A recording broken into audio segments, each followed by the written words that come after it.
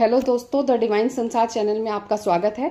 तो दोस्तों, हमारे चैनल को अभी तक सब्सक्राइब नहीं किया तो ज़रूर कर लें और साथ में बेल आइकन को प्रेस कर लें।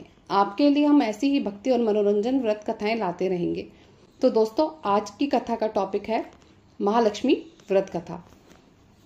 तो सबसे पहले बात करते हैं महालक्ष्मी व्रत कथा के महत्व के बारे में। महालक्ष्मी व्रत का आशीर्वाद पाने के लिए विधि अनुसार किया जाता है। हिंदू पंचांग के अनुसार हर साल यह व्रत भाद्रपद महीने के शुक्ल पक्ष की अष्टमी तिथि से प्रारंभ हो जाते हैं और 16 दिनों तक व्रत रखे जाते हैं।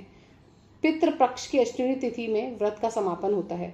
व्रत का फल जातक को तभी प्राप्त होता है जब वह व्रत में गजलक्ष्मी व्रत कथा को सुनता है। गजलक्ष्मी व्रत कथा इस प्रकार है। महालक्ष्मी व्रत कथा।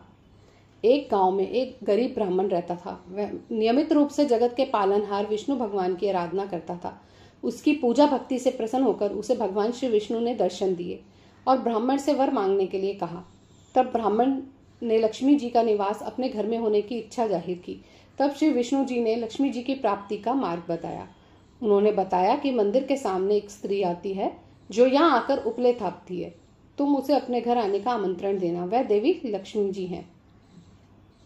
विष्णु जी ने ब्राह्मण से कहा, जब धन की देवी माँ लक्ष्मी जी के तुम्हारे घर पधारेंगी तो तुम्हारे घर धन और धान्य से भर जाएगा। यह कहकर श्री विष्णु जी चले गए। अगले दिन वह सुबह ही वह मंदिर के सामने बैठ गया। लक्ष्मी जी उपले थापने के लिए आई तो ब्राह्मण ने उनसे अपने घर आने का निवेदन किया। ब्राह्मण की बात सुनकर लक्ष्मी जी समझ गई कि यह सब विष्णु जी के कहने से हुआ है। लक्ष्मी जी ने ब्राह्मण से कहा कि मैं चलूंगी तुम्हारे घर, लेकिन इसके लिए तुम्हें महालक्ष्मी व्रत करना होगा।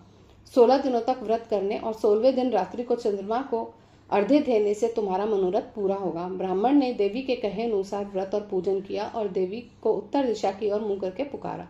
इसके बाद देवी लक्ष्मी ने अपना वचन पूरा किया। मान्यता है कि उसी दिन से व्रत की परंपरा शुरू हुई थी और जो इस व्रत को करता है उसके सारे कष्ट दूर होते हैं। इस कथा को सुनने के बाद आप महालक्ष्मी जी की आरती जरूर करिए। कथा समाप्त। धन्यवाद।